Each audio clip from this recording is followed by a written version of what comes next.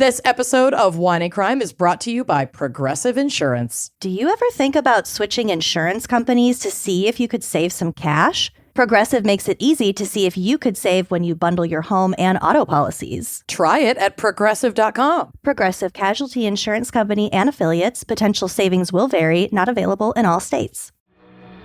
Join me and follow the podcast Conspiracy Theories, where we explore what's really going on behind the official narrative.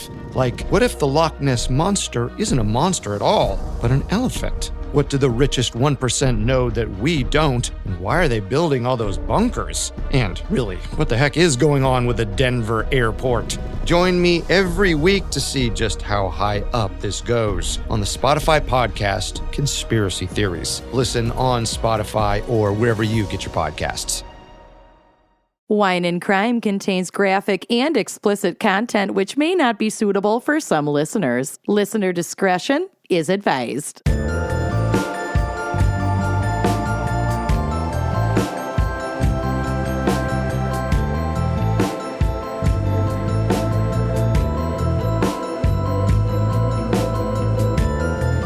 You are listening to Wine and Crime, the podcast where two friends chug wine, chat true crime, and unleash their worst Minnesotan accents.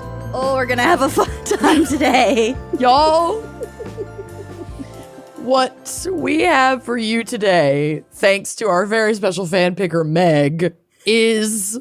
Oh, you're Amanda. Oh yeah, I'm Amanda. I'm Lucy. But back to Meg. Is so perfect and so strange. Lucy and I were just talking about the snip, snap of the most recent episodes. Where it's like wiener dog crimes, survivor stories. The saddest episode I've ever had to record. Pipelines. And now... Goose crimes. We've been so excited to record this. We're dying laughing because we've been singing a song to each other. Because we were so excited about this episode. Finally, geese have happened to me right in front of my face, and I just cannot hide it. If you only knew the way I honk about you. Geese come along. The way I honk about you, it get me wrong. If you only flew. The way a winter a geese flew. The way I'd migrate to you. So fucking dumb. Meg, I love this. You guys, this is going to be deeply unserious because clearly we need it, and clearly we've been indulging this afternoon. I need to laugh. We need to laugh. I watched that Perfect Neighbor documentary yesterday. Girl. I need to laugh because that ripped my soul out of my body. Yeah, and lit it on fire. That's a tough watch, and definitely trigger warning to viewers of color on that new It's a documentary, but it's all police footage. Perfect Neighbor, but like that is pretty required watching for white folks. We have to watch that shit. Oof. It's anyway, but this is about geese. Let's stay on track. Speaking of snip, snap, I won't cry today. Well, I have already cried today laughing, so I hope for that. Okay. Tears are allowed, but not sad ones. Yep. So thank you so much, Meg, who picked this episode in honor of her dog, my silly Goose, and we wanted to confirm the dog is not dead. Goose is very much alive. The way she worded the first email, Goose I is responded fine. With, "Oh, Meg, I'm so sorry for your loss. Of course we can do Goose Crimes." And she's like, no. And then she sent a picture of Goose the dog, which is on the drive. Is she so cute? Yes. We used to call you Goose when we were kids. My AIM screen name was Goose21609. It sure was. Loosey Goosey. Mm-hmm. Oh my God, Goose is so cute. Don't look at the other photos. They're too disturbing. We'll get to it. She has eyebrows. I know. She's like a little German Shepherd-y thing or something. Geese are scary as hell. I have a scar on my knee from being chased by a goose when I was like 8. And I fell and got a rock stuck in my knee, and all my cousins laughed at me as I bled down my leg and walked back to my aunt's house crying of a goose attack. If only I had the skills that I have now. Thanks to my segment, which we will get to. This research inspired me to re-listen to the ornithology episode of Ologies, which is so good. Is it study of geese in general, like specifically, or is it birds? No, it's just birds. Is that the one with the crows, or was that a crowology that episode? is corvid thanatology. Corvid thanatology. Crowology. I've listened to that episode annually. It's so good. Okay, Goose, not dead. Not dead. Goose is fine. The dog Goose is not dead. Yep. At least wasn't dead about 6 months ago. Yeah. Yes. Goose, by the time this is being recorded, is fine and adorable. Well, we don't know that. I haven't heard from Meg in a few months. We scheduled this a while ago. Meg? Plausible deniability. You're doing great, Meg. Speaking of plausible deniability, Meg also recommended a distillery, an alcohol brand called Republic Restoratives. And this is a distillery out of DC, and they are queer-owned, leftist-owned distillery. So it's really fun that they're like right in the heart of DC, and they're kind of just making all of these like very politically left fuck you alcohols right in DC in the current climate. I think it's super fun and amazing. And one of those alcohols that Meg recommended is the Fascist Tears vodka. Yes, please. Which, honestly, the branding is fantastic. It looks phenomenal. It's a really great price at $35 for a bottle. So it's like a high-end, very delicious, like nice, clean tasting vodka, but you're not spending like $80 to get a bottle of it. So you could save it for like a nice cocktail, but also you can let yourself just go ahead and drink it because it's not so bad to replace it. Oh my God, I love their branding. They have such cute merch. They have great merch. You can check them out at shop.republicrestoratives.com. And that has their About Us page. So you can learn a little bit about their story and their founders, and then all of the alcohol products that they make and sell. And then they have really fantastic merch, and then like events that they host, and other organizations that they help support, ways that they give back to their community. It's a really cool company, and you love to see it. So a little bit more about Fascist Tears. When they posted this, they said, "This April Fool's Day, we said we were releasing a new product called Fascist Tears Vodka as a hilarious joke. Well, so many of you wrote in saying you'd love if we turned that joke into reality. So we did," which is like, this is how any wine and crime merch has ever been born. So we love this strategy. They also have a whole line of Fascist Tears like merch items, including a pet bowl. Oh, I love that. Fascist Tears vodka is the same corn-based spirit that you love in our award-winning Civic vodka. So you can count on a smooth sip with a clean, crisp finish. That's so key for vodka, because I do really love a vodka martini. But if it's not like good, smooth, clean vodka, it's like you're trying to drink chemical. Yeah, it's like you're trying to drink rubbing alcohol, and it's not good. But this would make like a great martini vodka. The best part, a portion of each bottle sold is going directly to vote.org, because all jokes aside, it's pretty clear that the future of the country is on the line.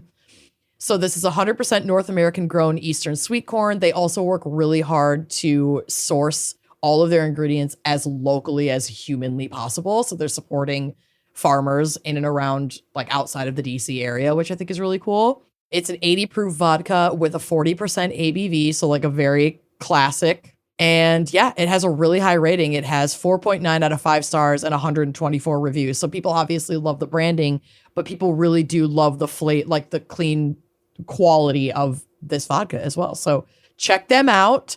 I'm still drinking water because your girl has kidney stones, but I have been hitting the herb and I am not on Earth. So don't you worry. Well, suffice it to say that Goose Crimes, it'll pull through. Yes, we had and to we will be having maybe more fun than you are. We had to hit the Benjamins for Goose Crimes. Come on. Like, Come duh. on. Had Grow to. up. Grow up. Get a life. Get a job. Get a job. Smoke some weed. Don't get a job. Stay home. Smoke weed. Yeah. Yeah. All right. Well, let's take a quick break to hear a word from our sponsors, unless, of course, you are an Uncorked member. And now is such a great time to join. We have some really fun things coming down the pipeline, some really fun promotions going right now for the holidays. So check out Uncorked. It is a really fun community, and you get so many extra little bonuses every month. So come join us. So many. All right. We'll be right back. The holidays are here, and we're all going to be running around to different houses on different sleep schedules, totally off of our routine. And that is why Ritual is here to back you up. This is the obsessively researched multivitamin. Ritual's essential multis have the nutrients most of us don't get enough of just from our food, all in their clean, absorbable forms. No shady additives or ingredients that can do more harm to your body than good. And luckily, Ritual's Black Friday sale is here. Truly, their Symbiotic Plus gut health has saved my stomach already, and I am stocking up for the holiday season. But they have so many different incredible products. Their Essential for Women 18 Plus Multi contains 9 key nutrients in 2 delayed release capsules designed for optimal absorption per day. These are designed to be gentle on the stomach. They have this minty essence in every bottle. It truly helps taking your multis and makes it actually enjoyable. You don't have that like kind of chalky, gross aftertaste. I've also had excellent luck getting it down in one swallow, which is another reason I don't always love taking pills, but they really have thought of everything. Ritual even conducted a university-led clinical trial for their Essentials for Women 18 Plus multivitamin to assess its efficacy, and the results, it increased vitamin D levels by 43% and omega-3 DHA levels by 41% in just 12 weeks. Ritual's essential third-party testing for heavy metals and Clean Label Project certified, so you know that you can trust what you're putting in your bod. Ritual multivitamins are vegan, non-GMO project verified, gluten and major allergen free, and made traceable. They're also HSA and FSA eligible with a seamless checkout experience, so you can save when you shop with pre-tax dollars. Instead of striving for perfect health, aim for supporting foundational health. Our listeners get early access to their Black Friday sale for 40% off your first month at ritual.com/gals. That's ritual.com/gals for 40% off your first month. Don't miss out on their best sale of the season. So whether you're gearing up to host a full house, it is the holiday season, or you're just surviving weeknight dinners that you want to get out of the, mundane, or maybe you've got toddlers in your house, ButcherBox just makes it easier. You're not getting the grocery store panic. You're not getting the questionable meat aisle decisions. You're just getting quality that you can count on. ButcherBox delivers over 100 premium protein choices straight to your door, including 100% grass-fed beef, free-range organic chicken, pork raised crate-free, and wild-caught seafood. For nearly a decade, ButcherBox has led the industry with meat and seafood that's antibiotic-free, hormone-free, and independently verified. It's a cleaner, more trustworthy version of what you'd find at the grocery store, delivered right to your door. I hate going to the grocery store and being like, well, what kind of blend, what percentage blend should I have for this beef? And like, this looks kind of gray. I don't think I want this. ButcherBox has solved all of my meat aisle products. Every product meets the same rigorous standards, whether it's filet mignon or chicken nuggets. Do not sleep on their chicken nuggets. They're so good. So whether you're hosting for the holidays, meal prepping through the chaos, or just feeding a family with picky preferences, ButcherBox offers fully customizable plans that fit your needs and your schedule. If you're going to be out of town, if you're visiting family for the holidays, you can pause your subscription, and that way you don't have too much meat in your freezer at any given time.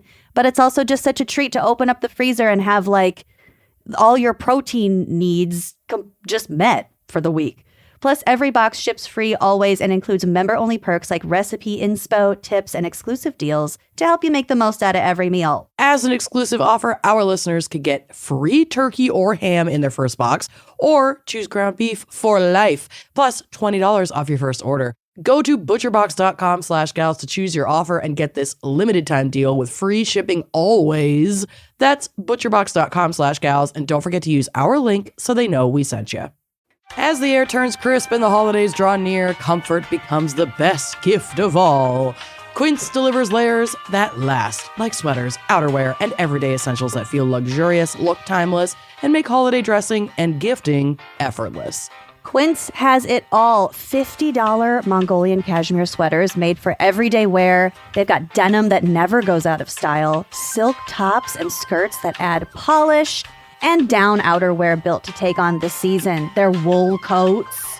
Give me a break. Quince is the one-stop shop for any sort of holiday gifting because every single one of their items is just made really well and makes you look real put together.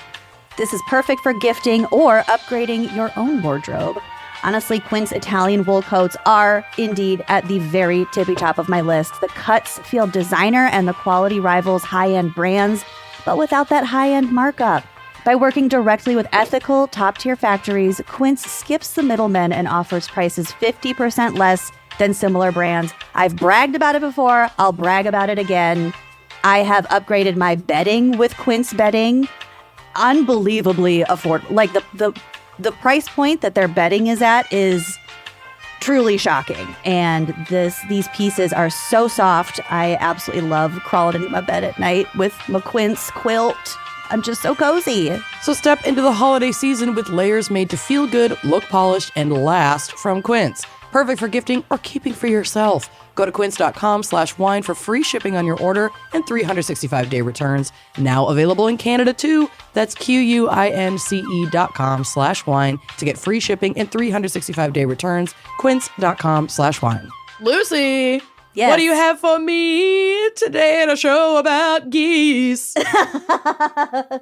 What I have for you. All right.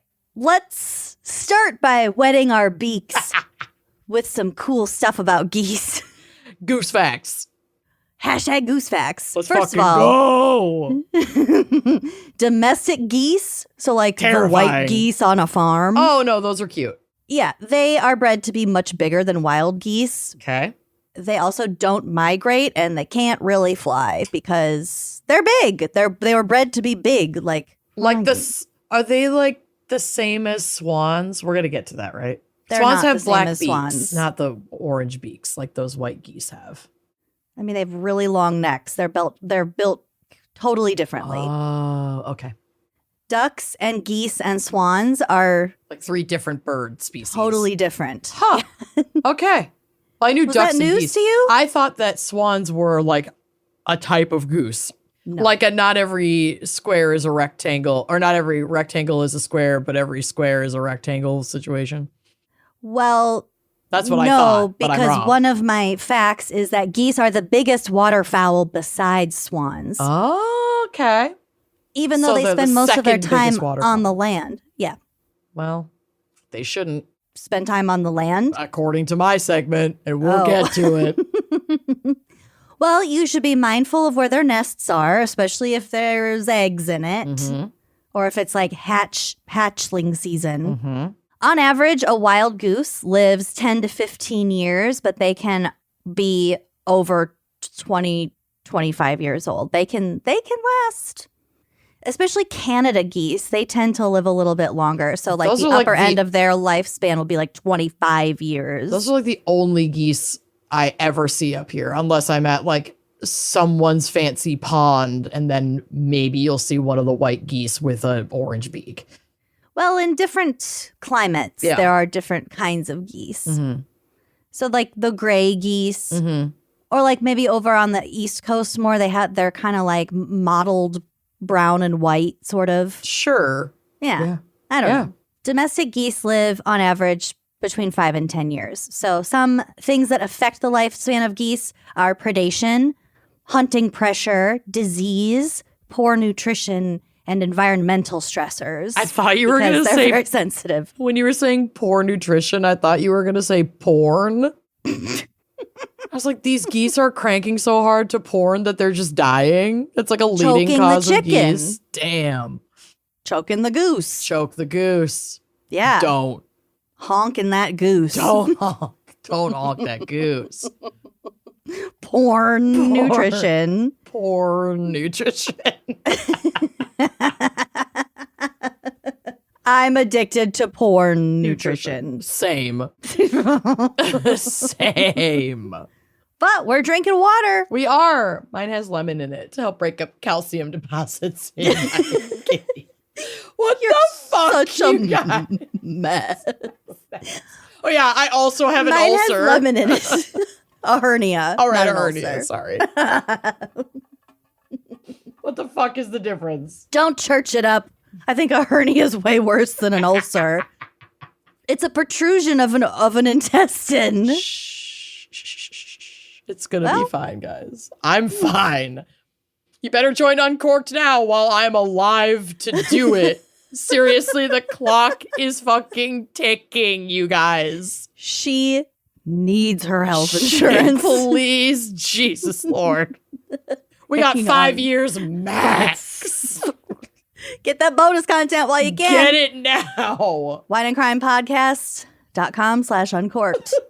So the word goose is actually the term for female geese. Okay. And the term for males is ganders. Okay. Gander Mountain is a store only for male geese. Yes. Gander Mountain is a misogynist. Mm-hmm. But yeah, I never really realized that that goose. I mean, I guess they're all geese, but the male goose is called a gander and the female goose is just called a goose. Feminized. Yeah. Okay. A group of geese on the land or in the water are called a gaggle, whereas when they are in the air, they're called a skein. Ooh. Mm-hmm. Interesting. Different word Yeah. when in flight. Okay, I went down a little bit of a rabbit hole about their eyesight. Oh, God. You don't say.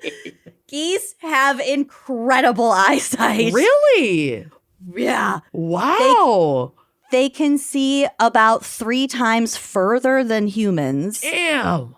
They can just see better. They can see in the dark. Wow. And they also see in a wider range of colors because they have an extra set of cones in their eyes, What? which make them able to see colors that are closer to like the ultraviolet spectrum. So geese can see colors that we literally can't see with the naked eye. yeah. So Holy the example that I read about, because they have to poke around because they're eating like, vegetation, Garbage. marshy stuff, bugs, berries, Shit. grass. But they're foraging around for it, Mm-hmm. So in particular, the color green, they can see like 1 trillion different colors of green, and that helps them identify food. That's nuts. Yeah. This is approved green that you can eat. This is not approved green. Do not eat this green. Yeah, kind of. That's so fucking cool. Mm-hmm. And then something about how like goslings won't eat certain kinds of foods when they're young. Because they can't see it yet. I don't know if it has to do with their eyesight or like, I don't know. There's something about like their diet changes as they get older. Interesting. Oh my God. Okay. So the ultraviolet stuff, it's not just, so it's finding food, the green, it's detecting predators. Uh-huh. And it's also identifying their healthiest offspring. What? They can like tell but from the colors of their children who's healthiest. Holy shit. What the fuck? Yeah. So experts say that species that dwell in expansive landscapes, such as the Great Plains, Sure. the forests of Canada, Uh-huh.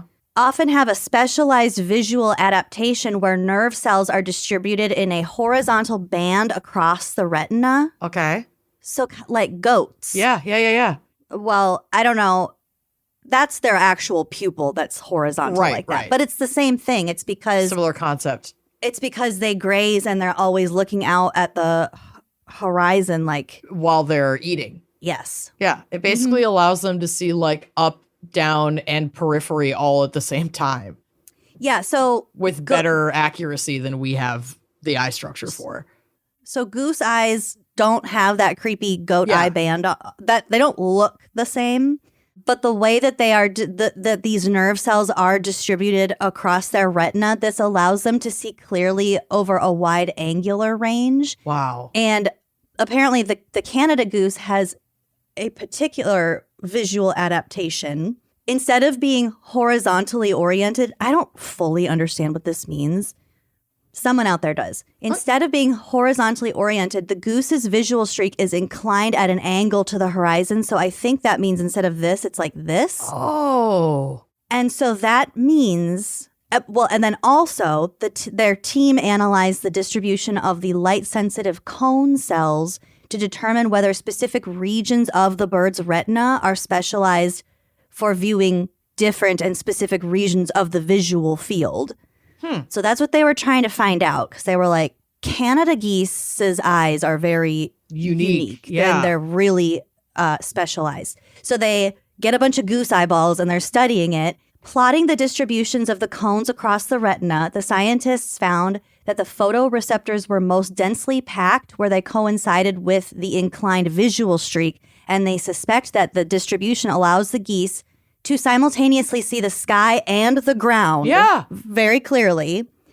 In addition, the team calculated the visual contrasts between sections of the bird's plumage, and they found that the patches that are the most conspicuous to the birds, so the areas of their other birds that have like the most obvious markings that will maybe indicate it's a specific indivical. It's like their own unique patterns. Oh, like a fingerprint. Yeah, or just like, you know, you have blue hair, I have brown hair. You know, they're different. At some point, their feathers are different.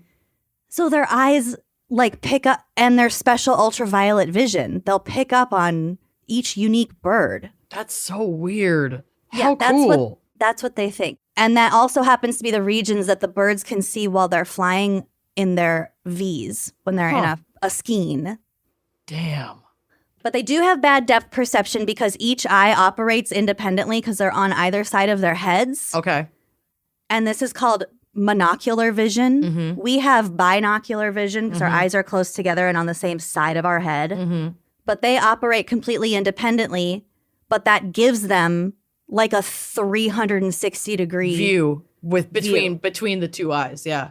That's crazy. Yes. Can you imagine? I mean, I want to get in like a goose vision simulator. I'd probably freak out fucking immediately, but I want to do it bad. I wonder if that exists. I want goose vision. I mean, I don't know how you can't have goose vision because you don't have goose eyes. At some point, they still have to go through your eyeballs. I guess, but there's got to be a simulation that can recreate it at least a little bit to give you like a taste of what it would be like. Like being in the Vegas sphere on mushrooms. Yeah, pretty much. Oh, I could not. I don't think I could be in there completely sober. It looks so disorienting. Yeah, it really does. Oh my God. It does freak me out. We've stayed in our hotel for my bachelorette party overlooked the sphere, and when they had projections on it, it was like really weird to see out the window. Yeah, but I've seen video of people being like kind of up high in the up high seats, and it's just no. Yeah, I feel sick just thinking about the vertigo. It.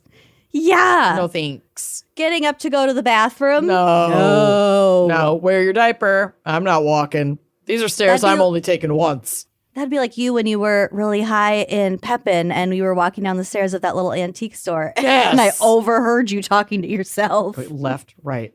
Every stair was painted a different color. Are you trying to kill me? It was so dumb. That was nuts. That was dangerous. And then I knocked over that whole display and we had to leave. She didn't break anything. I checked. Nothing broke. It was just really loud. So loud. So back to goose eyes. Oh, right. Fuck. They can also sleep half their brains at a time. Luck. And that also means sleeping that one eye. They Lucille Bluth. So one eye and that half of the brain is awake and alert, watched out for predators, and the other one is sleeping and dreaming. Incredible. Yeah. Geese are amazing. I know, it's so weird. I still am scared of them and hate them a little bit, but they're amazing. I respect them now. Their vision. Mm-hmm. Oh, crap. They also have very good memories. So they know where they've been before. I was going to ask that because it's so interesting that like they have the capacity to recognize unique markers on each other. But I was like, I wonder if that means they also like remember unique birds. Yeah. I'm sure they do. Yeah. They mate for life. Wow. I didn't know that. They have very, very strong social bonds. Wow. So yeah, they definitely really know. Sad because I've seen like a goose get hit by a car. It's like that goose might have had a wife, man. Yeah. Fuck. Or a husband. The love of his life. Yeah. Yeah, true. That was very binary thinking of me, but you know what I mean. A spouse. Well, we'll get to the gay geese because that is its own actual. What do you mean? It doesn't exist in nature. What the queers do don't exist in nature. Sure does. Have you been and outside washing your before? ass is gay.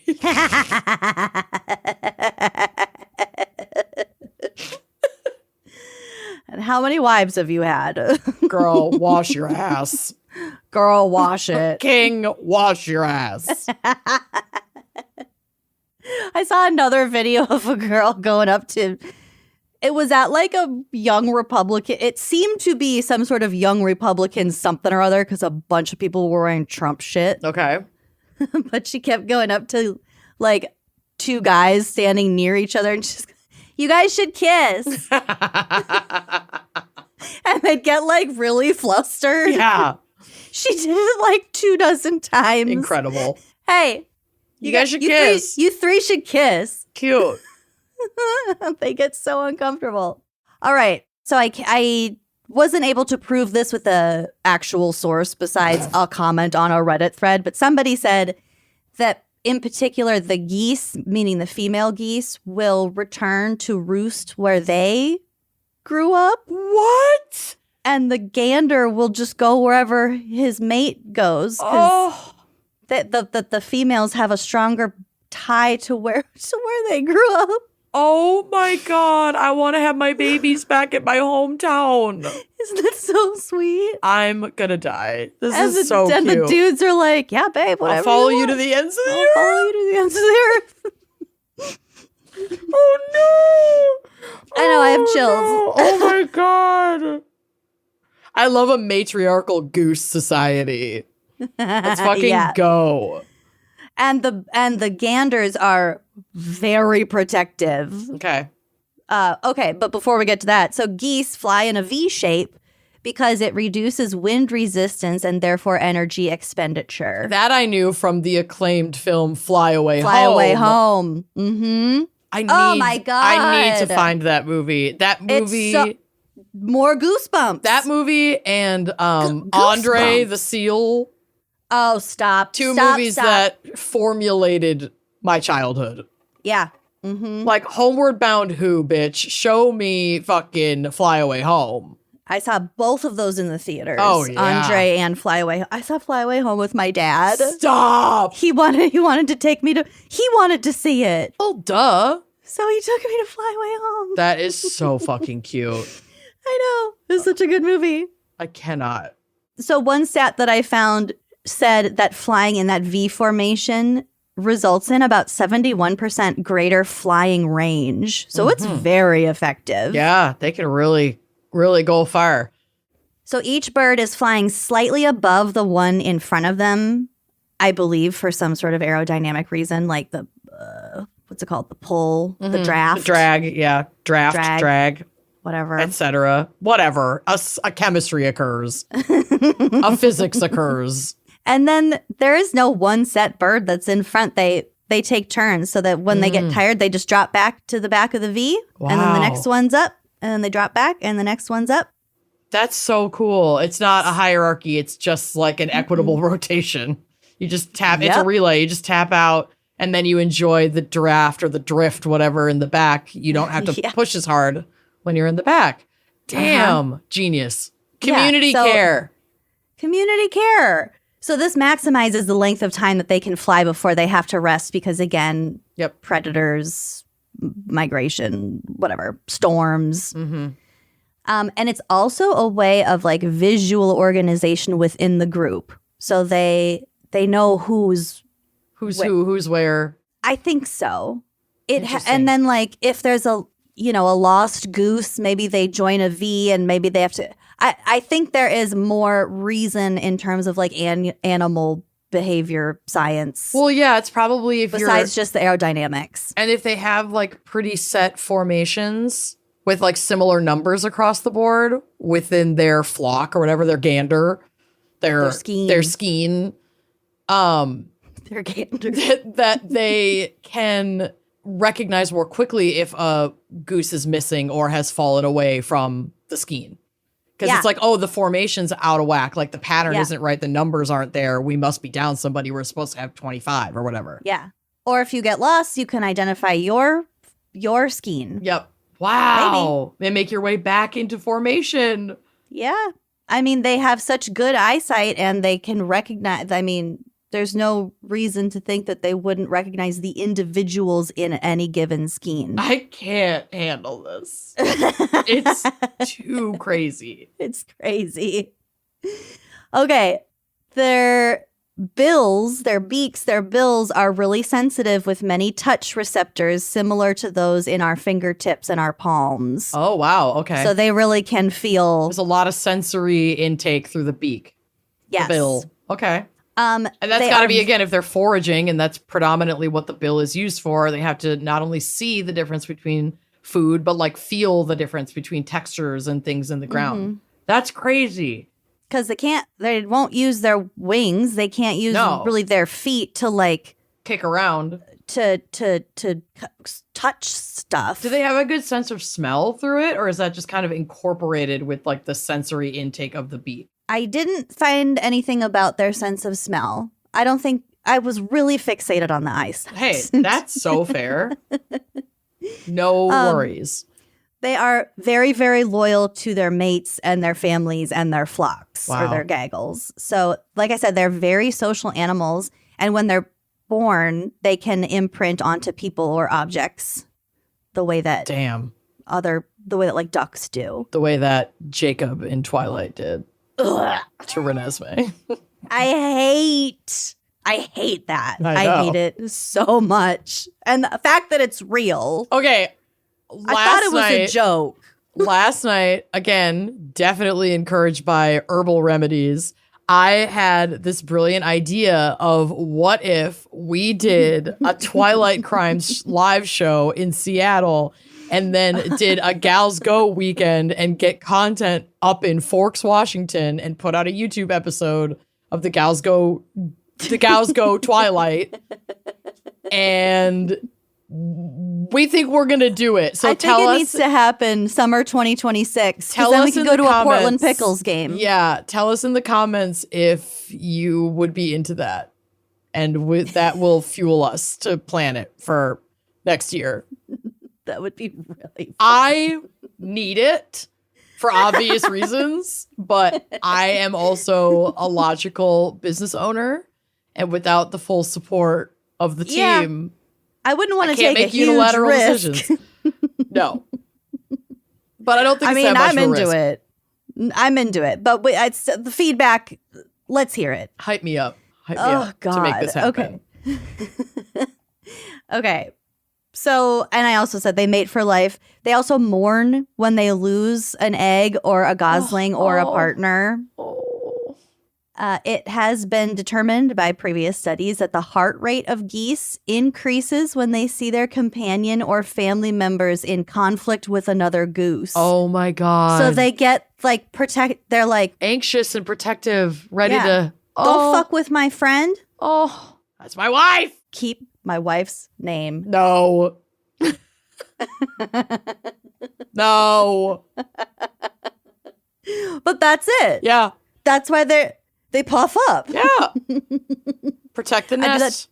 I do that to my Latin friend Ben sometimes. You buck at him? Yeah. Normalize bucking at Ben. I've sent you those videos of that amazing creator that's like normalized bucking in really inappropriate situations. I love her. And she's so good at bucking. I know we've talked about this on the show. Can I get that I'm with sorry. oat milk? Buck.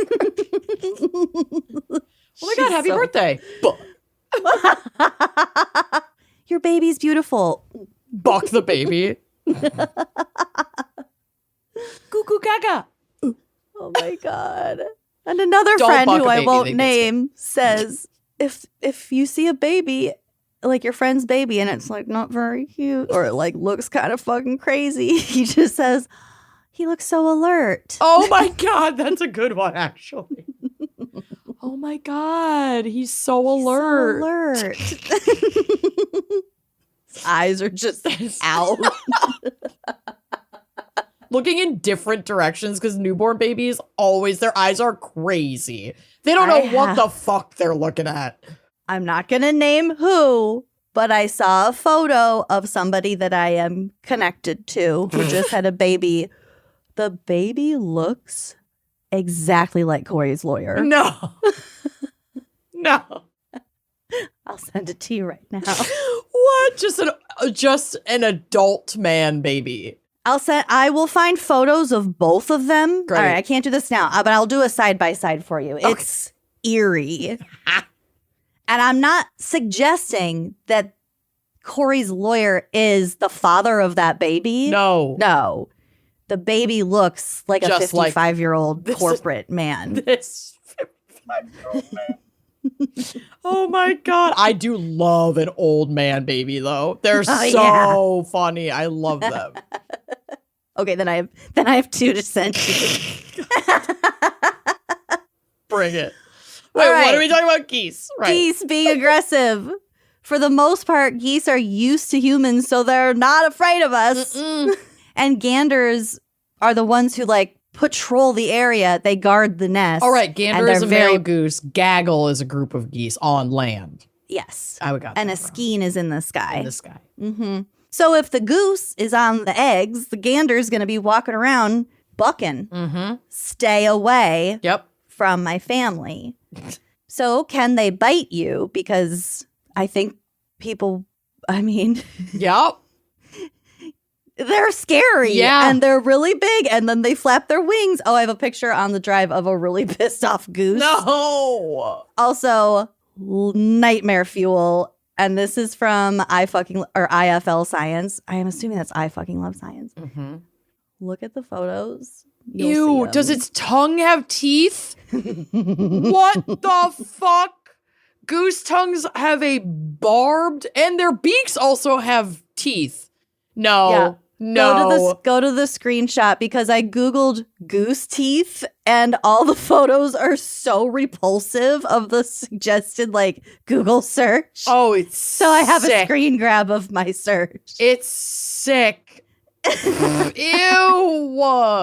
I think that one is not real. That has fangs. But, Yeah, the fang one is for sure not real. But look at, and they all, when they open their mouth, their tongue just goes straight out. That's sick. Absolutely the fuck not. Can we just talk about their eyes instead? Because that was cool. I'm back to full geese hater. I don't care that you mate for life. I don't care that you mourn your dead. This is not cool.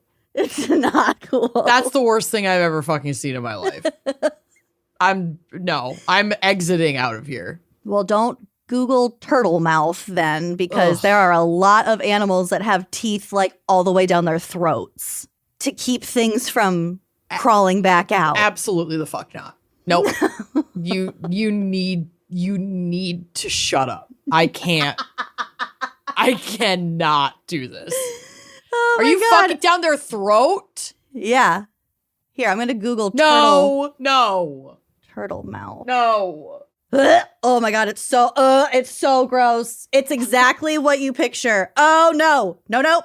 I can't handle that. No. Wait. I gotta move on. I can't. Wait. I found a new thing that makes me that's so no gross. way.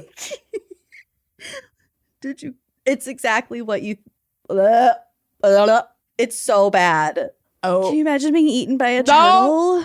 Oh, I'm so sorry for every cricket. Okay, so Wait, you mean this cricket?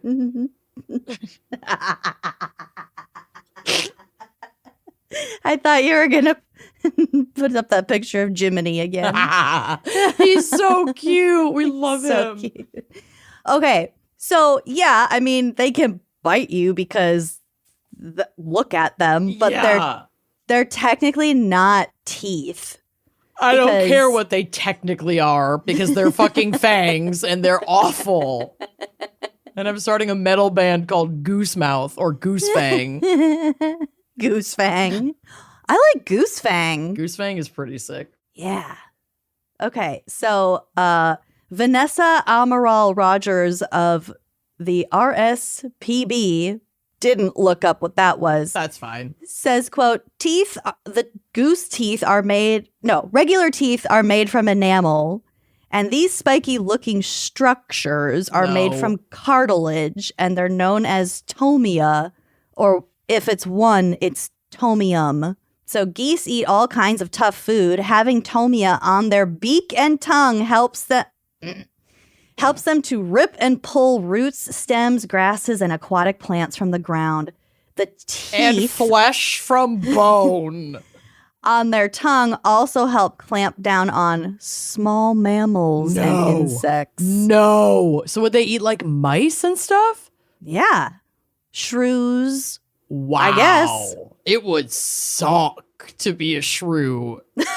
You get eaten by a goose? Yeah. Yeah. Fuck me. Fuck. Oh, that's brutal. Okay. As I said, geese are also gay as fuck. Hell yeah. Experts estimate that about 20% of gray lag geese, which are, shocker, gray geese, yeah. But also there's a picture on the drive of two of them flying, and they do look very gay. It's the first one. It's labeled gay geese. They're gorgeous. They're beautiful. Look at the way they're just fly with like a little bit of flair. Yep. No, they're gorgeous.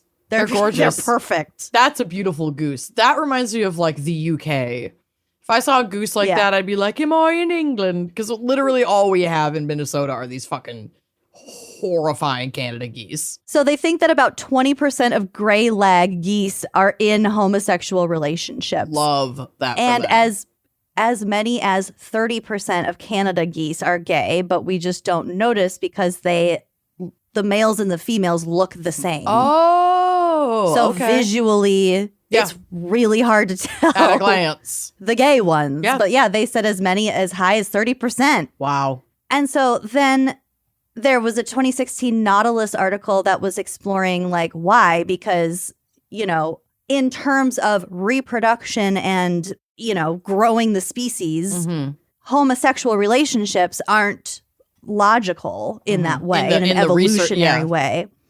So this really interesting article, it's considering different reasons why so many geese are gay. And one of the reasons was that like pairs of males got like a higher social status automatically because they were a pair. And something about like the fact that they didn't have any offspring allowed them more freedom. It made it sound like they were just cooler. They were just like a piece of the flock that didn't have kids, that were kind of free Dual to move income, around. No kids. They are living their best lives. They travel. They'll babysit from time to time. Uncles. Yeah. They have the good nest. They have the really high up, like big they have all the resources. Open concept nest. Yeah. Mm-hmm. Wow. With a wet bar. They have lakefront high-rise goose nest money. They have a guest room. Yeah. For what other god kids drop by. God goslings. They're god gauze. God gauze. Oh. So yeah, I forgot what it said specifically, but it was essentially like pairs of males alone are kind of cool. Mm-hmm. And then it goes on to say, or as homosexuality seems to occur more frequently in species where parenting duties are concentrated in one sex, because it's usually the female goose that's sitting on the egg. She laid the egg. She sits on the eggs. The gander's protecting. They have very different duties. Maybe homosexuality arises when one sex has more free time. Yeah, I'm bored. I want to get railed. Yeah, by a dumbass or a loving partner of the same sex. A harmless indulgence, then, which might also explain why homosexuality in gray lag geese seems to correlate with sex ratios. If there's more males than females, then some of those males will turn to each other for companionship. And for a species in which social status is paramount, with unpaired individuals bullied and relegated to low-grade foraging grounds. Whoa. They're not the nice hierarchy of coupling. They're not nice to the singles. Wow. Bitches. Being in a same-sex couple beats being alone. Wow. Homosexuality would thus be a byproduct of sociality and competition. It could also be influenced by what different sexes have evolved to consider most important in a mate. Right. So for some, the quality of a relationship might overshadow the particulars of like sex and procreation. Right. I don't need you to give me a baby. I just need you to be my person. They're just, yeah. It's like, I'm just going to marry my best friend. You're my goose. They're in love. Oh my God. And they have evolved to not care that they can't have offspring together. Yeah. Love is love. At a rate of 20 or 30%, like in a whole species, that's cool. Yeah, that's really fucking cool. But I also love the fun gay uncle theory. So that is some background about geese. And our fan picker, Meg, sent me a story that she and I both agree deserves some coverage. Okay. Plus, I think we could probably draw some psych insight from it. Goose psych? Or human psych about geese. Oh, Lord. Okay. Mount Holyoke College is a private women's liberal arts college in Massachusetts, if you've ever heard of it. While their official mascot is Paws the Lion. Pause for applause for Paws the Lion. There's another beloved creature on campus, Jorge the Goose. Oh, Lord. But I will let Tegan Webb, class of 2018, tell us more from their 2018 article in the Mount Holyoke News. Article titled, I didn't write that very well. The title is Unpacking Jorge, the Goose, the Myth, the Legend. Oh my God, okay. For anyone who spends time at either of Mount Holyoke's lakes, Jorge the Goose is a constant honking presence. Despite his pervasiveness and presence in our community, little is known about him. Jorge is a female pilgrim goose, a domestic breed in the United States. Okay. It is acknowledged so many times that Jorge is a female. Is a gal. But it uses he, him pronouns just across the board. Geese don't care about their gender, so why should we? No. Geese can be trans. Geese can be anything they want to be. Geese can do whatever the fuck they want, and they do. And they do. The pilgrim goose was first bred in Iowa by a guy named Oscar Grow. Oh, Lord. Okay. He grew a goose. Apparently. And then named it for its pilgrimage to Missouri, where he and his wife were relocated by the Great Depression. Okay. According to American Livestock Breeds Conservancy News. So he bred a new goose. They moved to Missouri with the goose. They named it the Pilgrim Goose. Okay. It was not until 1939 that the breed was accepted by the American Poultry Association's Standard of Perfection, the fundamental text on all poultry paragons. Wow. Jorge is also a member of the Livestock Conservancy and protected under Massachusetts law as wild waterfowl. And this is because pilgrim geese are a heritage breed and their history and genetics are being documented. Okay. So there aren't very many of them. And you can't hunt them. They're like protected. Cannot hunt them. Okay. Probably can't really move them or fuck with them, really. Determining heritage breeds is a quote, art, which increases the value and motivation to reproduce the species, according to the Livestock Conservancy. Pilgrim geese are the only standardized geese which are auto-sexing, meaning that the sexes are different colors. Oh, yeah. So most geese, the males are gray, the males or look the same. Yeah. Most geese, they look the same. So the male version of the pilgrim goose, the gander, they have gray plumage, while the females are all white. Okay. They can be about 14 pounds when they aren't being fed bagels by first-year students. Don't feed the geese. We'll get to it. They are also known for being docile, according to the website pilgrimgeese.co.uk, although anybody who has ever eaten near Lower Lake will tell you Jorge is not. Anything but docile. Okay, I don't know who this must make sense in the context of 2018 at Mount Holyoke College. It says, Sonia Stevens' chief of staff, Kathleen Pertzborn, is deeply invested in our living, screaming piece of campus history. Living, screaming piece. Oh, no. Jorge's a honker. Oh. And Jorge also had a Twitter called, I think he was at honk honk Jorge. Though she doesn't know where he came from, she has heard many speculate that he looks like a lot of geese from McRae's or Maple Farms, two local goose hubs. According to Pertzborn, Mount Holyoke didn't purchase him or provide food, housing, or handlers, which makes his consistent presence even more mystifying. LITS, which is their Library Information and Technology something or other, one of their schools, claimed in February 2018 Alumni Quarterly that his first sighting was in 1993, which would make him 27 years old. Holy shit. In 2018. Wow. That is extraordinarily old for a domestic goose, which is probably why students so often conspire that he is periodically replaced. Pertzborn says, quote, I don't know what will happen if Jorge leaves or when he dies. I choose to say when he dies, although we have no proof that he isn't immortal. Yeah. He may well be. Although the mystery of Jorge is far from solved, Jorge is still an integral member of this community and the student body. According to Emily Graham, class of 2019, he is, quote, simultaneously a staple of campus and a creature we all fear. This is so weird. Someone knows something about where this damn goose came from, but it's like they're all keeping the secret to maintain the Jorge mystery. Well, he also has a quote crew of ducks. Oh. There's a bunch of mallards that he hangs with his posse.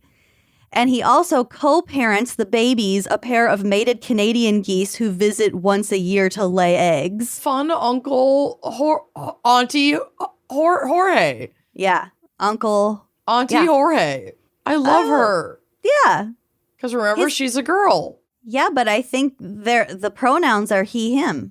I know. But we talked about that. Yeah. Well, a fun relative, either way. His community includes far more than just waterfowl. According to Pertzborn, one of his friends from the South Hadley community, so that's the name of the town, even called to share concerns about an eye infection.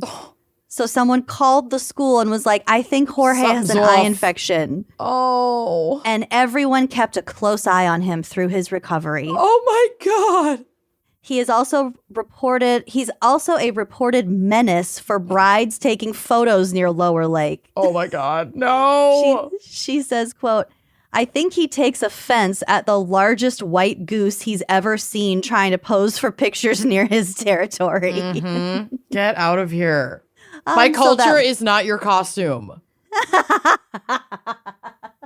Which we should all adhere to in humans. But I saw a TikTok of someone responding to the Kim Kardashian Skims bush. The merkin that they're selling. She's like, our culture is not your costume. You can't just take it off my at the end of the bush. day. I love somebody augmented one either with Photoshop or whatever, but to put like the little Furby face in the middle of the bush. Yeah. It's so good. The fuck, you guys? What is happening? Don't give them your money. No. Okay, so that Litz school, the school on campus, incorporated Jorge into their flag, like their mascot. Cute. There's a picture of that on it. He's holding a little flag that just says Litz on it. He's so cute. I love his bow tie. I know. So yeah, he's at Hong Kong Jorge on Twitter. And then, on a rainy December afternoon in 2024, Jorge was discovered lying motionless in the grass outside the dining commons entrance.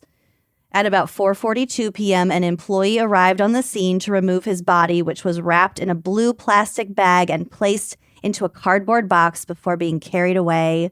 Word traveled quickly among students that something had happened to Jorge, and a small group of onlookers had amassed as he was taken away. Oh, poor People guy. were like texting, like, something happened to Jorge, and people, I have goosebumps again. So sad. Goosebumps. This is from another of the Mount Holyoke News articles by Tara Monastes, class of 2025. Every time they mention anyone at the school, they have their class right after, and I think it's the sweetest thing.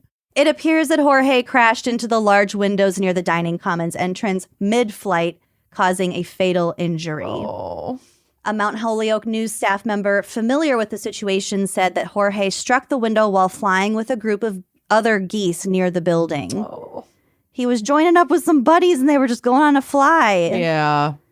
And he hit a building that he lived right outside for years. Sad. Jorge appears to be the only goose harmed in the incident.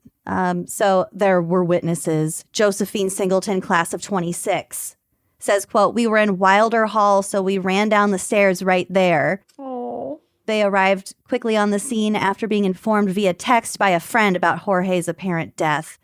She said, quote, "Jorge was just lying in front of the window, and you can kind of see a little spot on one of the top windows there where he hit it." No. Tess Martin, class of 26, said, "It was really sad." Oh.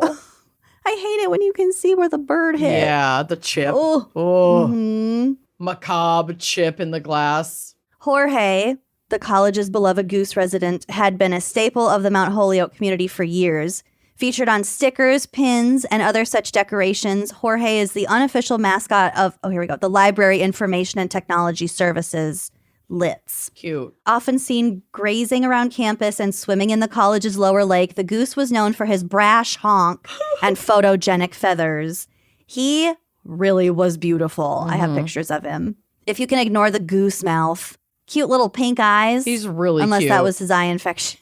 Who knows? What Jorge's loss will mean for the college community is yet to be seen, but the goose's unfortunate demise is a definite blow to the species' continued survival. And then the vice president for finance and administration and treasurer, Carl M. Reese, sent out like a whole mass memo About Jorge. confirming that Jorge the goose had died after colliding with the window, saying, quote, "Jorge was a cherished campus icon symbolizing the remarkable natural ecosystem of our campus.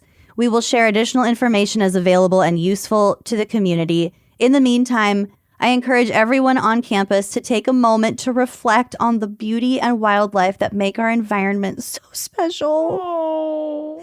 And then I think they also sent out like counseling resources, or like we have made counseling available.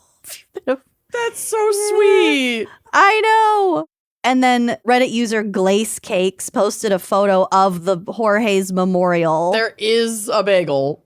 There's a bagel. There are so many snacks. Mm-hmm. There's like chocolate. There's a picture. There's like a painting of Jorge. I love him. That painting is gorgeous. Bottle of rum. Mm-hmm. An empty bottle of Captain Morgan. Let's be very real. I mean, There's barely campus. a sip in there. Yeah. And then like, if you zoom in, somebody left their like appointment reminder card.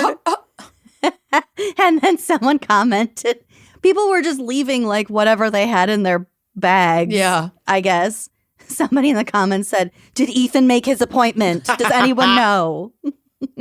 Amazing. By the way, last thing I'm going to say, and in the spirit of Jorge the trans goose, in the fall of 2014, so back when Jorge was alive and well, Mount Holyoke officially put into writing one of the most inclusive admission policies for transgender students at that time, because this was a historically women's college. Right. And before they did that, trans women weren't exactly barred from applying, but their gender markers on their government documents had to say female.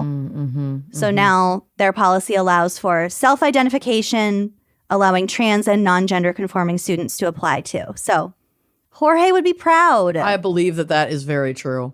Good work, Jorge. Yeah. Wow. And that's Jorge, and a lot about geese. A lot about geese.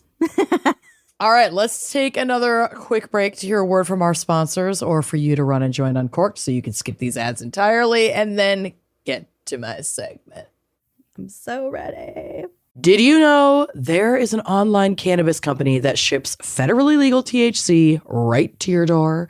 And they found a way to combine THC with carefully selected functional ingredients to target nearly every mood and health concern that you can think of. That's right. We're talking about Mood.com's incredible line of functional gummies, and you can get 20% off your first order at Mood.com with promo code GALS. Listen, these products, they do what they say they're going to do. I really love the socializing ones. You can forget one-size-fits-all supplements that only get you high.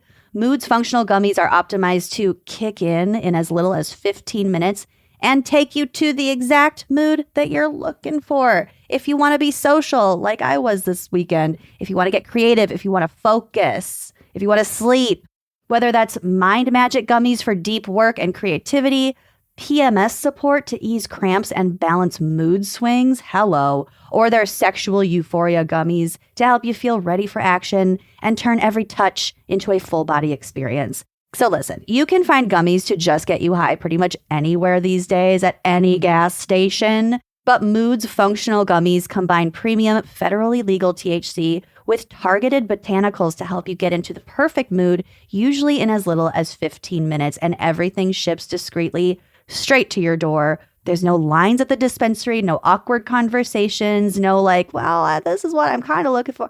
Hey, my PMS is really bad. What do you have for that? No, you can just go to Mood.com and look forward to better days and nights delivered to your doorstep. Best of all, not only is every Mood product backed by a 100-day satisfaction guarantee, but as we mentioned, listeners get 20% off their first order with code GALS.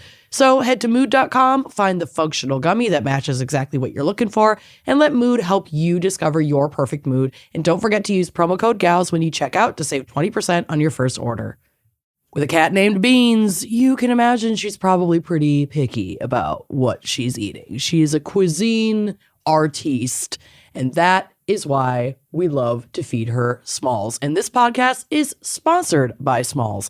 Listeners know that my cat simply cannot live without Smalls. For a limited time, get 60% off your first order plus free shipping when you head to smalls.com/gals. Smalls cat food is protein-packed recipes made with preservative-free ingredients that you'd find in your fridge. And it's delivered right to your door. And that's why cats.com named Smalls their best overall cat food. Starting with Smalls is super easy, and you know we love a good quiz. So you just go to their website, you share some info about your cat's diet, their health, their food preferences, maybe some concerns that you have. In my case, it was that Ray was throwing up all the time, and Smalls has remedied that for our family. I could not be more grateful. So you take that quiz, then Smalls puts together a personalized sampler for your cat so you don't have to pick between random food brands at the store, or if you don't go to the specialty cat food store, they're going to get sick because you feed them something else. Smalls has the right food to satisfy any cat's cravings. They have all these different kinds of flavors. I'm really happy that I get to give Ray something that's not the same flavor day after day. He can get a little bit of variety in his diet. So if you're still not a believer in Smalls, Forbes ranked Smalls the best overall cat food, while BuzzFeed said, my cats went completely ballistic for the stuff. And ain't it the truth? After switching to Smalls, 88% of cat owners reported overall health improvements, and that is a huge deal. And the team at Smalls is so confident that your cat will love their product that you can try it risk-free. That means they will refund you if your cat won't eat their food. So what are you waiting for? Give your cat the food they deserve. For a limited time, because you are a Wine and Crime listener, get 60% off your first order plus free shipping when you head to smalls.com/gals. One last time, that's 60% off your first order plus free shipping when you head to smalls.com/gals. The thing about the holidays that's always the most challenging for me is all the travel. And I really like to be very comfortable when I'm traveling. You're getting up early, you're getting on those flights, you're getting picked up from the airport, you're squeezing onto mom's pull-out couch. It's a whole thing. So if we're already sacrificing a little bit of our comfort around the holidays, why are we doing it for our bras or our shapewear? Are you kidding me? We need to stop doing that. And that is why Honeylove is here to save the holidays. Yeah, the holiday season is sure kicking off. Amanda and I did a live show the other night, and I was so bereft to realize that my Honeylove shapewear was in the laundry, and I had to use subpar shapewear. Never again. Holiday outfits start with the right foundation. Honeylove's bras and shapewear give you comfort and confidence, whether you're in a shimmery dress at a holiday party or in your cozy sweaters with your fam. Don't spend this season trying to haul up your shapewear or pull down your bra or tuck your boobies back in, because it's the end of that with Honeylove. Their new Cloud Embrace bra is the perfect treat-yourself gift. It is a modern wireless t-shirt bra with sturdy, lightly padded foam cups that feel like a cloud against your skin. I will vouch for literally any Honeylove product. We have fallen asleep in it, you forget you're wearing it, and your shape looks elegant, perfect. Gift Honeylove to yourself or someone you love, because nothing says holiday spirit like support, comfort, and confidence. You could also use their undie bundles that make the perfect stocking stuffer. Who doesn't need new undies for the holidays? This is great for travel days too. They offer wireless support that feels light as a cloud but still holds everything in place, perfect for those long holiday flights or road trips. We know that. Honeylove shapewear features targeted compression that enhances your curves, doesn't squish them down. This is dance floor approved for New Year's Eve. And also going to the bathroom is made much easier. They've got a little panty area opening, just makes those trips to the bathroom even easier. You're not going to be waiting in line. You don't have to do a whole costume change. Honeylove is an independent female-founded brand. All Honeylove products are intelligently designed by people who actually wear them, including founder Betsy, who is highly involved in the development of each product. They have that little personal touch. Honeylove's bras are supportive and wire-free thanks to bonding technology that lifts without underwire. You can leave the wire behind. So treat yourself or someone you love to Honeylove this holiday season, and right now you can save 20% at honeylove.com/wine. Just use our exclusive link, honeylove.com/wine, to grab your discount. And after you order, they'll ask where you heard about Honeylove. So please support our show and let them know we sent you. Celebrate the season feeling confident and comfortable with Honeylove. Are you ready for my case? Yes. Do not follow along in the notes because they won't be there, because I have put together a presentation for you today.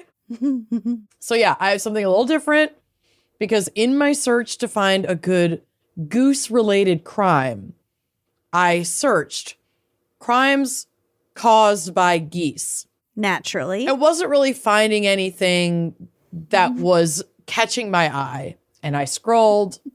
And I scrolled, and I found this government-issued document out of Ohio in the 80s that had me absolutely enthralled. And for my segment today, I'm going to walk you through it pretty much page by page. There are some that I skip because they're just boring, but now I know this is in an audio format mostly, and this will be fun to listen to, I promise. But I highly encourage you to check out the YouTube video, because the photos and graphics in this pamphlet are some of the best things I have ever seen. I have a whole theory about the star of many of these photos. Oh my God. Yeah. And, if you want your video content ad-free, you can also get that over on Uncorked. We've added ad-free video. That plug may be shameless, but whether you watch the free video or that has ads on it on YouTube, or the ad-free video that you get on Uncorked, I just want to encourage you to check out the video of this episode, whatever you do. All right? So without further ado, I'm so excited.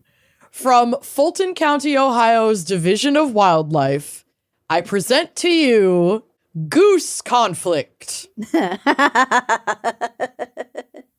Is this what it looks like? No, this is just my first slide, but we're about to get to what it looks like. Oh, I love that typeface. Thank you. Human goose conflict.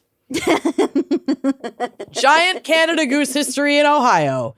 Giant Canada geese were reportedly extirpated from Ohio between the end of the Civil War and the turn of the century. The Ohio Division of Wildlife initiated a giant Canada goose restoration program with 10 pairs each on 3 state-owned wetland areas in 1956. Goose population surveys were conducted annually on 3 goose management areas since the start of the program. However, the first statewide survey was not conducted until 1979. At that time, Canada geese were nesting in 49 of Ohio's 88 counties with a state population of 18,000 geese. They exploded. Recent surveys had found these goose nests in every county with a population estimate of 84,000 geese. Thus, this quickly expanding goose population has caused conflicts with our growing human population. Oh, no. And now we get to the human goose problem. And look at this man being fully dive bomb attacked by a goose. Remember this man. Oh, my God. Okay. The human goose problem. Canada geese are probably the most adaptable and tolerant of all native waterfowl. If left undisturbed, they will readily establish nesting territories on any suitable pond, be it located on a farm, backyard, golf course, apartment or condominium complex, or city park.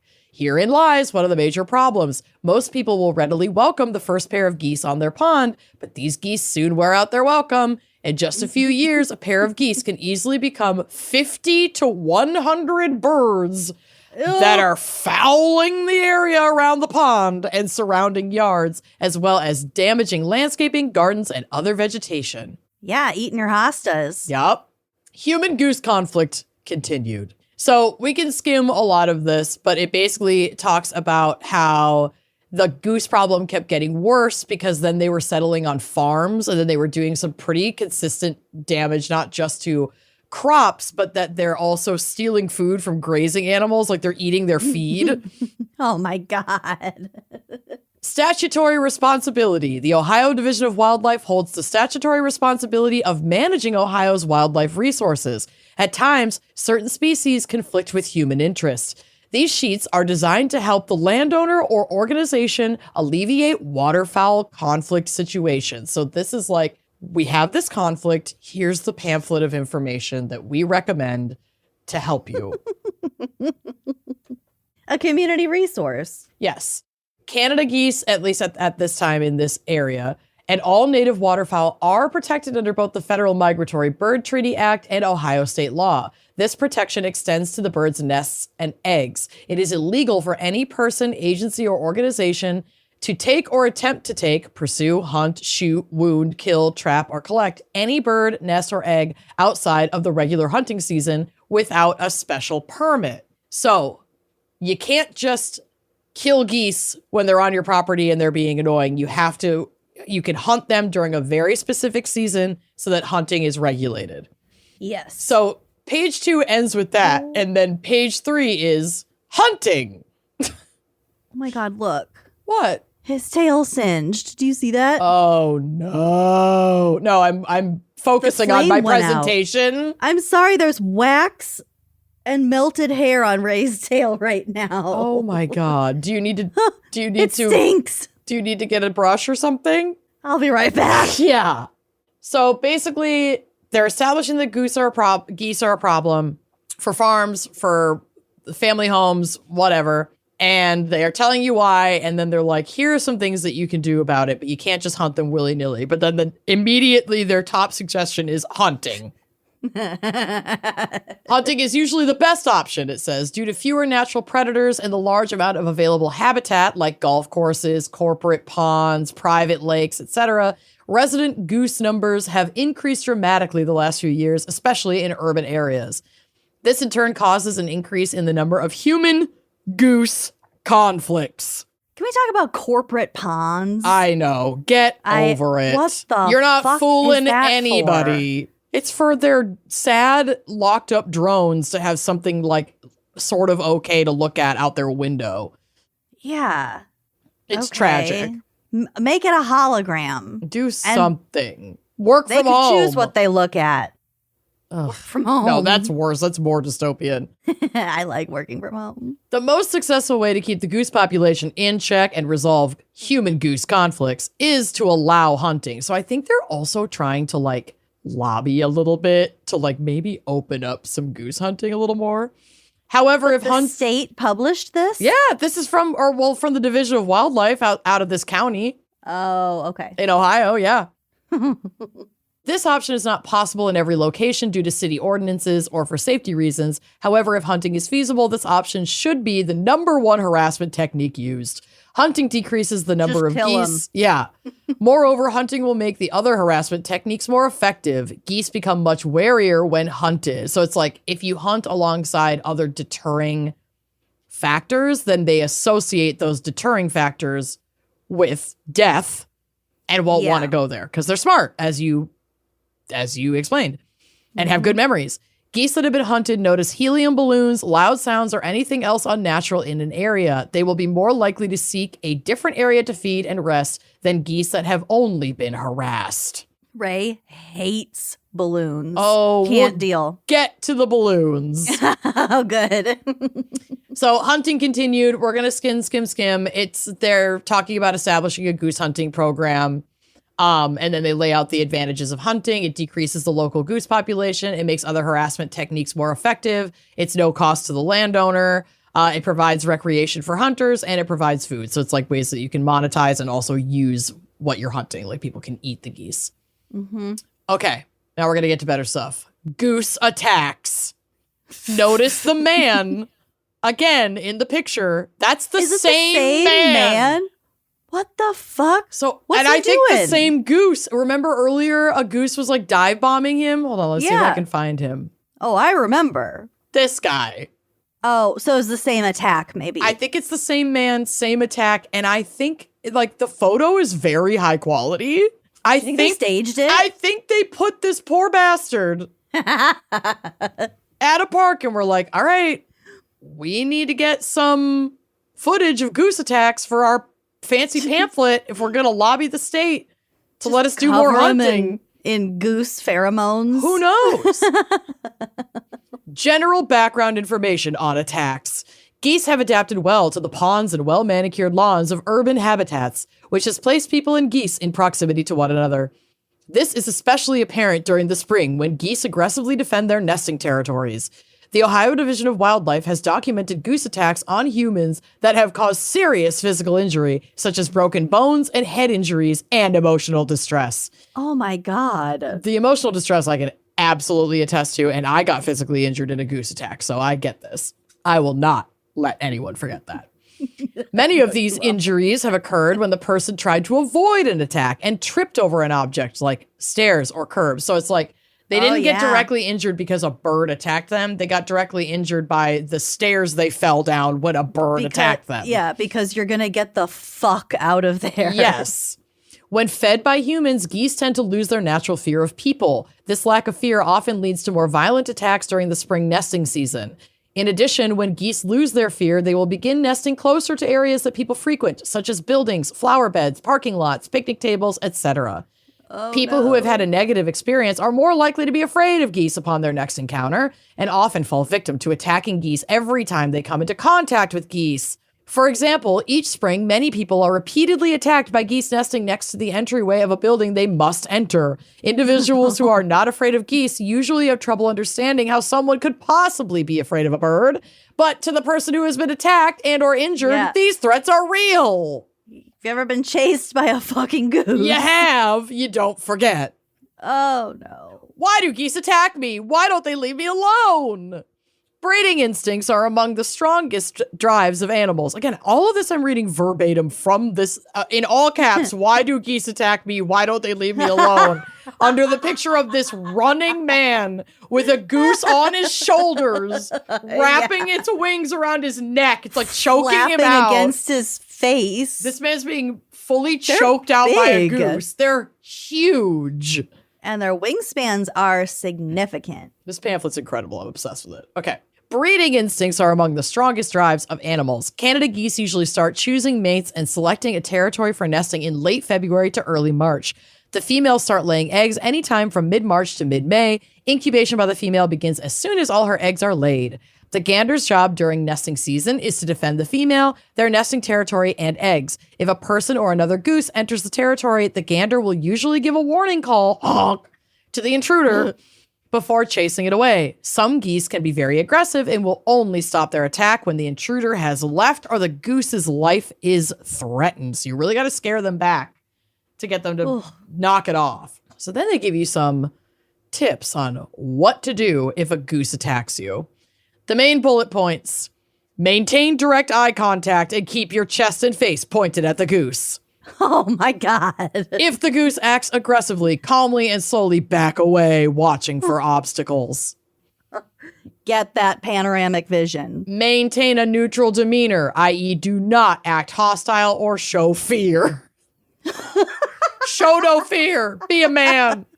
Oh no. Waterfowl have excellent vision, as we now know. Geese seem to pay very close attention to the eyes and body language of humans and other animals. An encounter with an aggressive goose can usually be resolved if you maintain direct eye contact while facing your body directly towards the attacking goose. Never turn your back or shoulders away from the hostile goose. And never close or squint your eyes or block your eyes with a purse or a briefcase. What the fuck? If the goose makes an aggressive move towards you while hissing or spreading out its wings, you should slowly back away while using your peripheral vision to watch for obstacles you could trip over. Maintain a neutral demeanor towards the goose. Do not yell, swing, kick, or act hostile. At the same time, do not cower, do not hide your face, do not turn your back, or run from the goose. You sound like Dwight Schrute. I know. Over Do not cower. Do not hide your face. Do not run from the goose. No. It's probably a gander. Probably for is. one thing. Over-aggression may cause the female to join the confrontation, which usually causes an even more aggressive attack from the male. Oh my God. If a goose flies up toward your face, then duck or move away at a 90-degree angle to the direction of flight, still facing the attacking goose. So, like, duck down and go forward so it flies over you. Oh my and God. You can't just, like, back up. Bro. Duck and weave, bitch. Duck and weave. And then I'm not going to read this next part, but I am a facility manager. What can I do? And it's like call the Department of Wildlife and have them come deal with it, basically. Okay, next page. Don't feed the geese. Don't feed them. Look at the photo of this man lying. It's the same guy. This poor guy. Now fully lying on the ground, spread-eagled. Spread goose. With fully goosed out, with two geese hovering above him, attacking him. What did they put on this man? Their wings are blurry because they're just flapping on him. You can see the first photo of him approaching them in their little sitting area, and then the second photo, they attack. They attack.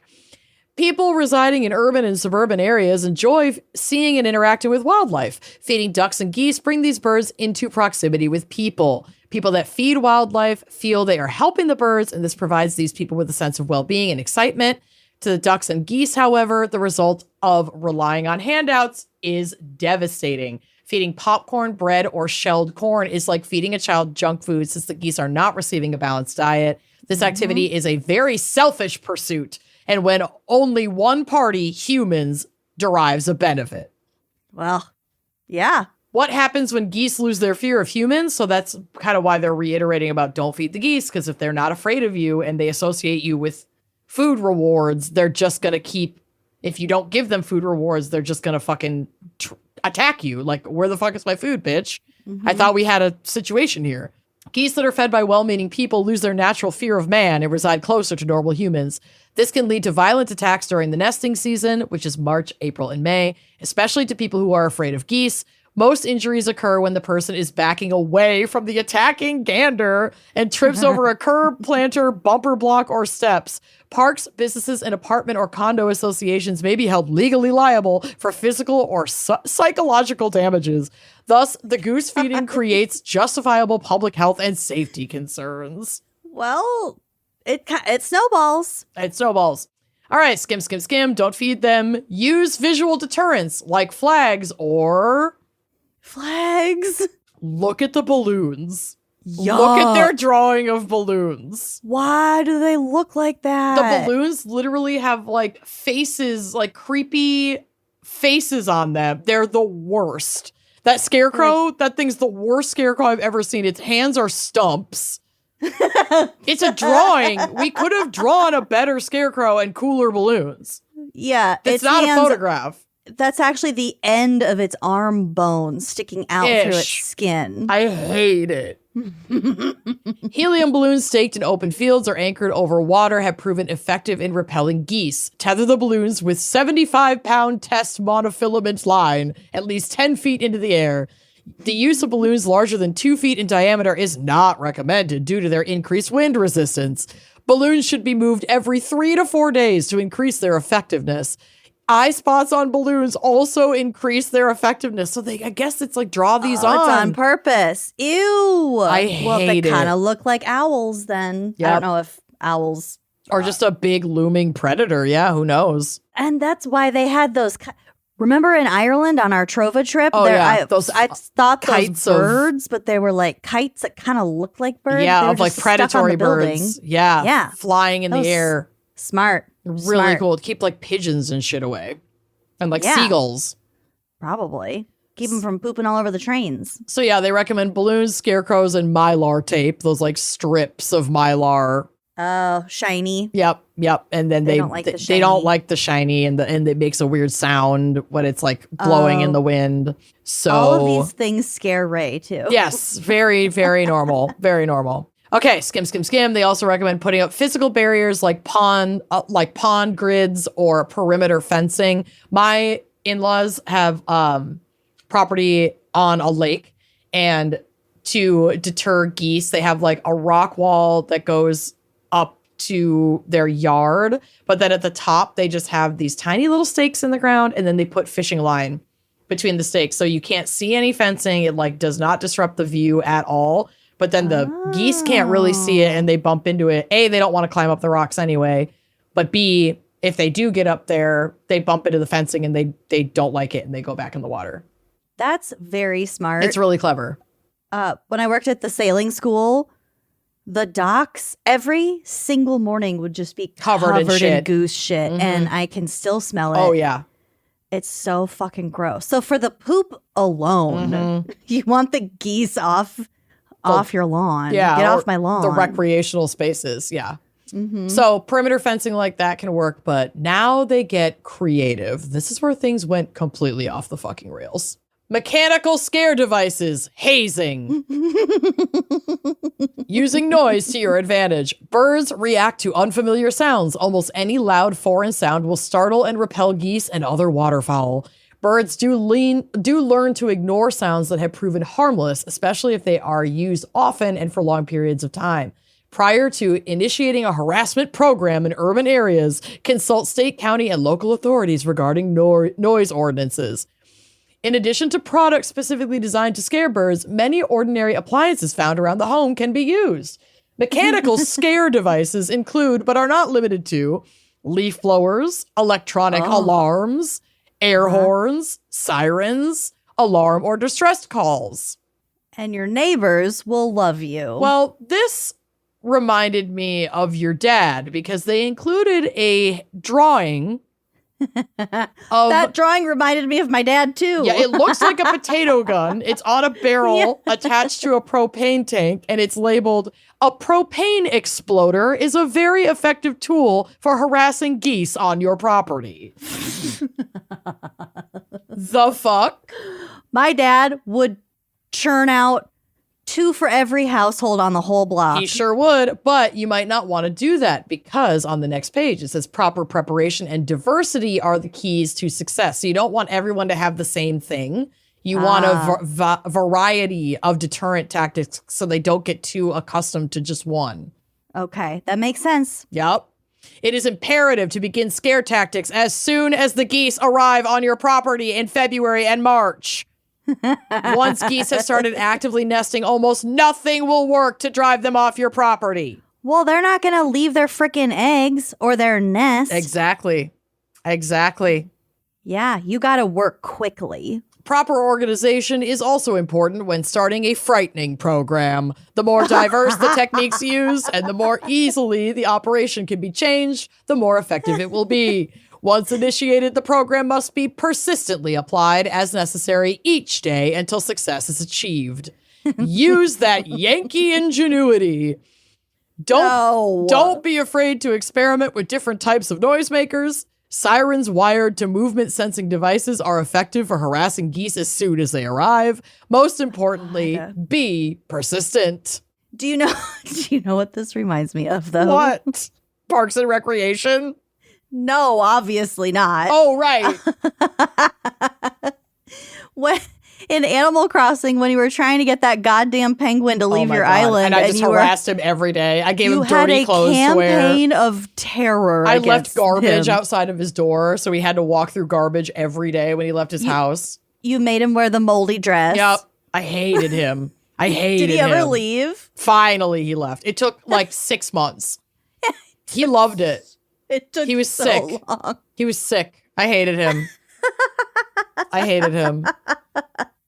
But yeah, that's the hazing. Yep. Really, you're just bullying the geese till they fucking leave. Well, they have way more ways to bully the geese. So skim, skim, skim, keep them off your grass, relegated to ponds, reiterating not to feed them. But if that doesn't work, pyrotechnics. My dad would be so into this. I know. I'm going to send him this link. You have to. You have to. He was so excited before my sister's wedding that the porta potty truck couldn't make that turn. Oh, yeah. So he had to a reason to use his bobcat. Yep. So perfect. Don't worry, I got you. Made his fucking weekend. I mean, like. That was the highlight of his weekend, not his last daughter getting married off. Nope. It was being able to save the day with his bobcat. Mm-hmm. God bless him. So, what are pyrotechnics? Pyrotechnics are specialized fireworks that are shot out of a 12-gauge shotgun or starter's pistol. There are 3 basic types of pyrotechnics. That's not what pyrotechnics is. No, it's definitely not. Division of Wildlife, get it together. 1981, they were so coked out when they wrote this. It's like, what the fuck? Fucking Hunter S. Thompson wrote this. The same guy who had to be like dragged around the city campus and attacked by geese all day also wrote this. He's like 3 sheets to the wind. They've been parading him out all day, and then they break the news to him. Oh, right, you also have to write the pamphlet, get to work. That's why so many of his photos are prominently used. Well, if I had to do it anyway, I'm using my phone. 100%. There are 3 basic types of pyrotechnics: screamers, bangers, and shell crackers. Again, this isn't what pyrotechnics is. Nope. Pyrotechnics will only work prior to nesting and again after young geese have learned to fly. Using pyrotechnics between breeding times will not drive the geese away, or during breeding time. Do not overuse pyrotechnics because wildlife can become accustomed to the persistent noise. It's advised to wait until several birds are present before using pyrotechnics. Many times congregated birds must be harassed for several days, even weeks, before any results will be seen. This reminds me of Steel Magnolias, when Rhett is trying to get the birds to stop nesting in the trees ahead of the wedding. Yeah. And he just keeps shooting the tree over and over again. It's driving everyone in the fucking... Or Drum Eatonton. Rhett is the dog, is Weezer's dog. But anyway. I knew what you meant. It's like, this is so fucking absurd. Like, who is doing this shit? I don't know, but a lot of wives are pissed. A lot of wives are pissed. Types of pyrotechnics: screamers and bangers are shot out of a starter's pistol and travel about 75 to 100 feet. Screamers are like bottle rockets, producing a high shrill or leaving a trail of smoke. Bangers produce a loud bang equivalent to a 60-millimeter firecracker. Cool. And then they give safety rules. Always wear safety glasses and hearing protection when using pyrotechnics. Check the firearm barrel for blockage after each shot. Maybe not like by pointing it at your face, but whatever. It is advised to run a cleaning rod with a bore brush through the shotgun barrel after every 5th shot when using shell crackers. Be aware of possible fire hazards. Never fire pyrotechnics where smoldering debris may fall in dry grass or on building roofs. Keep a fire extinguisher handy at all times. Never fire pyrotechnics into strong winds. Maybe don't use pyrotechnics. Maybe this is a terrible idea. The warnings... section it's the whole is page. way longer than... It's an entire page of the warnings. Pyrotechnics should be launched from a 45-degree angle to the horizon. Never fire pyrotechnics into strong winds. Be aware of wind direction and use it to your advantage. If you do not hear or see the pyrotechnic explode, do not look down either end of the firearm. Keep the barrel pointed in a safe direction and be prepared for a delayed firing. Wait at least 1 minute. If the pyrotechnic does not explode, keep the barrel pointed in a safe direction and then eject the shell from the gun. Follow the manufacturer's recommendation for disposing of the unfired shell, i.e. water deluge. While using pyrotechnics at airports, never, pre-9/11, this is the 80s. Oh my God. Never fire pyrotechnics in a manner that debris might fall on runways and taxiways and possibly be ingested by jet engines. Abide by local laws and inform law enforcement officials before using pyrotechnics. When using pyrotechnics at an airport. Literally, while using pyrotechnics at airports. Pre-9/11. Yeah. Pre-9/11. Lots of coke. Yeah. File this under shit you can't do now. Next page. You could also get a dog, but whatever you do, do not get mute swans. What? There's a section in here that just says mute swans. Not a good idea. What world are we? What world was this written in? What does that mean? I'll tell you, I think mute swans are sometimes used to repel Canada geese. However, the Division of Wildlife strongly advises against this technique for the following reasons. 1, mute swans, so they're just swans that don't honk. They're just swans that don't honk. Yeah, I picked up on that. Yeah. Mute swans are an exotic non-native species that will cause conflicts with our native trumpeter swans. Mute swans do escape, turn feral, and drive out native ducks and geese from their natural habitat. Therefore, mute swans should never be used as goose deterrents. Swans, when actively nesting, are also extremely aggressive toward humans, more so than Canada geese. In fact, the only 2 instances of human fatalities attributed to waterfowl in the United States were caused by mute swans. Stop.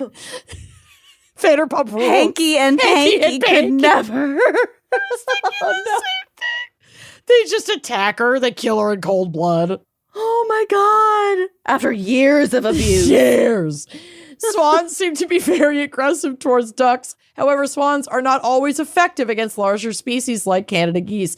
Mute swans must be pinioned to prevent their escape. I think that means like their wings clipped, which I don't love. Therefore, like pin feathers? Maybe, yeah. Therefore, the excess food not eaten by the swans and an aerated pond in the winter makes your property even more attractive to geese. Do not get mute swans. Border collies, great. Do that. Okay, so the mute swans have the orange bill with the little black on top, and a trumpeter swan is loud. It doesn't have that, and they have an all black bill. All right, I've got 2 more slides for you. So mute swans are the fucking mafia. I guess. Of the birds. Yeah, they'll fuck you up. When all else fails, it's always the quiet ones. Get some backup. It's as they say.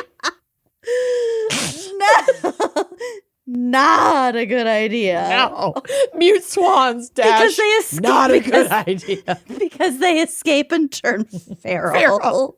And they're meaner than geese. So, like, girl, don't do it. It's always the quiet one. If dogs don't work, lasers. Scott, we get 2 bear traps, full pages on lasers, and the laser they're showing is just like a Glock, where the barrel is not a gun anymore. It's just a laser pointer. It's so absurd. I want it. Lasers provide a new goose harassment tool which can be used in urban areas without disturbing your neighbors. If done correctly and at the right time, geese are scared by the laser beam and quickly leave an area when harassed with a laser. The lasers are only effective at night. Lasers are not effective against geese that are actively nesting, on goslings that cannot fly, or on adult geese that are molting and cannot fly. If you have geese on your property, that are actively nesting. Lasers should not be used for the period that the first egg is laid up until the goslings are able to fly, usually from March 15th to August 1st. In several studies conducted by USDA Wildlife Services and the Division of Wildlife, the geese never grew accustomed to the laser and always responded immediately. The average harassment time needed before the geese left the area generally decreased with more frequent use of the laser. Oh my God. Girl. Just take a couple minutes every day and shoot lasers at the geese in your yard. Oh, yeah. They recommend a laser. They said some people have had success with the $40 lasers that are sold at hardware stores for hanging pictures on a level plane. I think they're cheaper now. Who's paying $40 for a laser? Good God. They provide technique overview. When harassing the geese, start by directing the laser at a point several yards away from the geese and slowly move the beam towards the geese. The geese will see the beam moving toward them and usually take flight before the beam reaches them. If the beam needs to be directed towards the geese, aim it at their chests or sides and not at their eyes. No, their eyes are too precious. This will avoid possible disorientation of the geese and any possible eye damage. Be aware of any people or houses that are behind the harassment area so that they are not subjected to the beam reflecting off of the water. The beam.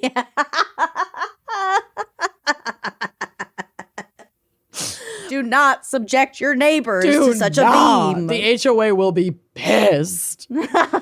Points to consider. Bright ambient lighting near the roosting area will decrease the effectiveness of the laser, and if it is bright enough, may render the laser ineffective. The laser is not effective on areas where people feed the geese. The lasers will cause the geese to leave temporarily, but they will return if food is available. Oh, yeah. Lasers are most effective in areas where geese are not exposed to a lot of disturbance. No type of harassment or hazing, including the use of a laser, will make geese leave an area if they are actively nesting or have eggs or if they cannot fly. With any method of harassment, being consistent and persistent with the techniques is critical to success. That's really the last really good slide, because the final slide is my least favorite, where they talk about chemical repellents that you can use to keep geese away, but I'm not going to go over that because I don't want you to do that. That's bad. That's not funny. That's not funny goose hazing. No, but I'm here for lasers, pyrotechnics. What did we have here? Mute swans. Mute swans are a or no. Not mute swans. Mute swans are an absolute no. The propane exploder. The Sean Express. Very effective tool. And wherever this poor bastard is that spent a whole day being attacked by geese. Oh my God. I hope you got paid. I hope you got paid. Appropriately. And that, my friends, is my segment. That's Goose Conflict. Wow. I've learned so much today. Yeah. Thank God for that 1980 whatever pamphlet that thing was sending me when I was scrolling through it. Yeah. I couldn't believe it. Dogs. It's so good. So yeah, we'll obviously have the link to the pamphlet listed in our sources so you can just read through the whole thing yourself and behold it in its natural glory the way that I first saw it. The photos are so good. I gotta send it to my dad. Yep. He'll love it. Let me know what he thinks. And thank you also to Meg, our fan picker. Oh, Meg. What a dream. This was just perfectly ridiculous. Finally, geese have happened to me. Honked right into my face. Pyrotechnics did not scare it. And I just cannot migrate. No. Finally, you've flown along. Wow, you're so good at the share. You've flown along. If you only knew. Okay, that is our episode. We're not sorry. No. Join us on Uncorked. Let it get weird. Thank you to Meg, and we'll see you next week. Bye. Bye-bye. Thanks for listening to Wine and Crime. Our cover art is by Danielle Sylvan. Music by Phil Young and Corey Wendell. Editing by Jonathan Camp. Our production manager is Andrea Gardner. For photos, sources, and other resources, head to wineandcrimepodcast.com. You can follow us on all the socials at Wine and Crime Pod. If you'd like to show your support and get access to all sorts of wine-fueled bonus content, check out our premium channel at wineandcrimepodcast.com/uncorked. Cheers!